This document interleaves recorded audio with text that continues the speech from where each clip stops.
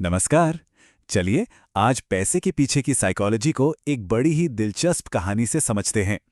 ये कहानी है एक नौजवान की जो उलझा हुआ है और एक बुद्धिमान व्यापारी की जिसकी सलाहें दौलत बनाने के सारे राज खोल देती है। तो सीधा सवाल ये है कि क्या सिर्फ नौकरी करके कोई अमीर बन सकता है? हम में से ज्यादातर लोगों को तो यही सिखाया जाता है ना कि भाई एक अच्छी स्टेबल जॉब मिल जाए तो लाइफ सेट है। लेकिन क्या ये बात 100% सच है? जरा सोचिए। कहानी के हीरो से मिलते हैं रोहित से। रोहित एक बिल्कुल टिपिकल मिडिल क्लास लड़का है।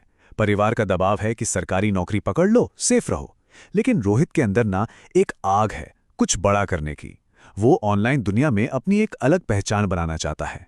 और अपनी उस आग को जिंदा रखने के लिए उसने क्या नहीं आजमाया। कभी ऑनलाइन फ्रीलांसिंग तो कभी यूट्यूब चैनल, छोटे मोटे बिजनेस में पैसे लगाए, स्टॉक मार्केट और क्रिप्टो में भी हाथ आजमाया। लेकिन नतीजा हर बार नाकामी और बस बढ़ती हुई फ्रस्ट्रेशन। और यहीं से कहानी में उस व्यापारी की एंट्री होती है और शुरू होता है पहला सबक। ये सबक सिर्फ नौकरी या बिजनेस चुनने के बारे में नहीं है। नहीं, ये उस नींव के बारे में है जिसे हम दौलत बनाने के चक्कर में अक्सर देखना ही भूल जाते हैं।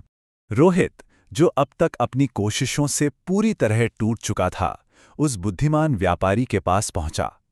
उसकी आवाज में एक हताशा थी, एक सवाल था। आखिर लोग अमीर बनते कैसे हैं? ये पैसा सच में आता कहां से है? और यहां व्यापारी ने उसे अपना पहला और सबसे पावरफुल सबक दिया। उसने बड़े आराम से कहा, बेटा, पैसा जेब में बाद में आता है, पहले वो दिमाग में बनता है। मतलब दौलत कोई बैंक बैलेंस नहीं है, ये एक माइंडसेट है, एक सोच है। अब देखिए, ये जो फर्क है ना, वो सोच का है। दो अलग अलग दिमाग कैसे काम करते हैं वो समझते हैं। एक तरफ है वो सोच जो मानती है कि नौकरी बस यही मंजिल है, और दूसरी तरफ वो सोच है जो कहती है कि नौकरी मंजिल नहीं, बस एक रास्ता है कई रास्तों में से एक। एक सोच पैसा हाथ में आते ही उसे खर्च करने के बहाने खोजती है, दूसरी सोच उसी पैसे को और बढ़ाने के तरीके। एक सोच एक ही इनकम के सहारे जिंदगी काट देती है और दूसरी वो इनकम के नए नए सिस्टम बनाने में लगी रहती है। ठीक है, माइंडसेट वाली बात तो समझ में आती है, लेकिन व्यापारी अब एक और भी कीमती चीज की तरफ इशारा करता है। एक ऐसी चीज जो इस खेल में पैसे से भी कहीं ज्यादा जरूरी है, और वो है समय। व्यापारी कहता है, एक गरीब सोच वाला इंसान हमेशा कहता है मेरे पास पैसा नहीं है, लेकिन एक अमीर सोच वाला जानता है कि उसकी सबसे बड़ी दौलत पैसा नहीं बल्कि समय है। ये एक बहुत ही गहरा फर्क है। सोचिए, पैसा तो चला जाए तो वापस आ भी सकता है, लेकिन जो वक्त चला गया वो कभी नहीं। वही तो दौलत बनाने का असली खजाना है। तो सवाल यह है कि इस खजाने का इस्तेमाल करें कैसे? व्यापारी ने 3 सिंपल स्टेप्स बताए। पहला, इसे बर्बाद करना बंद करो। मतलब फालतू की स्क्रोलिंग, गॉसिप और दूसरों को जज करने में वक्त मत गवाओ। दूसरा, इसे इन्वेस्ट करना शुरू करो। कोई नई स्किल सीखो, कुछ नया पढ़ो। और तीसरा, जो सबसे जरूरी है, अपने हर एक घंटे को एक इन्वेस्टमेंट की तरह देखो।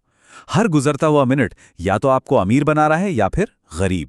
चलिए अब उन 2 दीवारों की बात करते हैं जो ज्यादातर लोगों को आगे बढ़ने ही नहीं देती।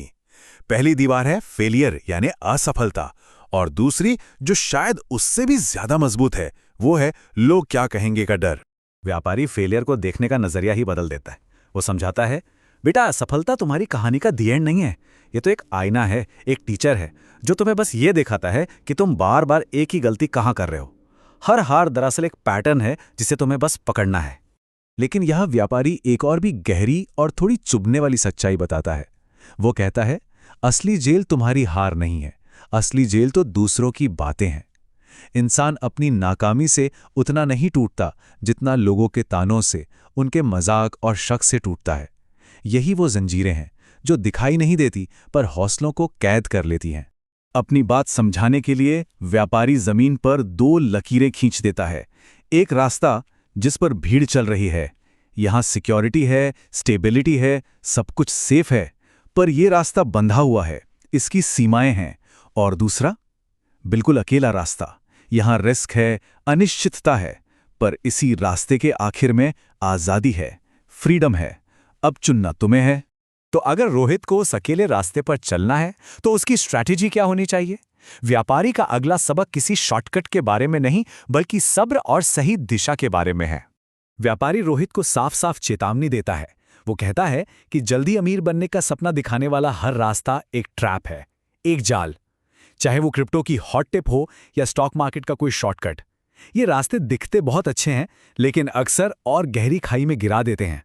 असली रास्ता वो हमेशा धैर्य मांगता है। और ये बात तो पूरी तस्वीर ही साफ कर देती है। व्यापारी कहता है सिर्फ मेहनत करना काफी नहीं है। बिना सही दिशा के मेहनत करना तो ऐसा है जैसे आंखों पर पट्टी बांधकर तीर चलाना। निशाना कहाँ लगेगा? कहीं नहीं, बस तीर ही बर्बाद होंगे। तो फिर ये सही दिशा है क्या? सबसे पहले तो जो भी चीजें ध्यान भटकाती हैं उन्हें ना बोलना सीखो। दूसरा, लंबा सोचो, कम से कम 5 से 10 साल आगे का विजन रखो और अपनी सारी एनर्जी, सारा एफर्ट एक ही दिशा में लगाओ। उसे मुट्ठी में बंद रेत की तरह बिखरने मत दो। हमेशा याद रखो, पैसा फोकस और कंसिस्टेंसी को फॉलो करता है। अब आते हैं व्यापारी के आखिरी और शायद सबसे हैरान करने वाले सबक पर। ये दौलत के रास्ते में छिपे एक ऐसे खतरे के बारे में है जिसके बारे में शायद ही कोई सोचता होगा। सोचिए, असफलता से ज्यादा खतरनाक क्या हो सकता है? शायद कुछ भी नहीं। हमें तो यही लगता है ना? लेकिन व्यापारी का जवाब इस पूरी सोच को ही पलट कर रख देता है।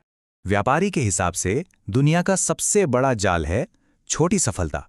जी हां, छोटी सी कामयाबी। जब एक छोटी सी जीत आपकी आखिरी मंजिल बन जाती है ना, तो वो आगे बढ़ने की आग को ही बुझा देती है। लोग थोड़े में ही इतने कंफर्टेबल हो जाते हैं कि कुछ बड़ा करने का सपना ही मर जाता है। इस बात को समझाने के लिए व्यापारी एक किताब का पन्ना फाड़ता है, रोहित को देता है और कहता है, तुम्हारी पहली सफलता इस एक फटे हुए पन्ने जैसी है। क्या तुम इसे ही पूरी किताब मान लोगे? नहीं ना, अभी तो पूरी किताब पढ़नी बाकी है। तो असली बात यह है, सच्ची दौलत बैंक में पड़े नोटों के बंडल नहीं है। नहीं, सच्ची दौलत तो वो प्यास है जो कभी बुझती नहीं। वो प्यास जो हमेशा बेहतर बनने और आगे बढ़ते रहने के लिए मजबूर करती है। ये एक सफर है, कोई मंजिल नहीं। और बस व्यापारी रोहित को इसी एक सवाल के साथ अकेला छोड़ देता है। एक ऐसा सवाल जो दिमाग को झकझोर देता है। सोचिए, अगर कामयाबी भी एक जाल है और नाकामी भी एक जाल है, तो फिर सही रास्ता है क्या? असलियत में चलना कहाँ है? शायद इस सवाल का जवाब किसी किताब में नहीं, बल्कि हर किसी को अपने अंदर ही ढूंढना पड़ता है।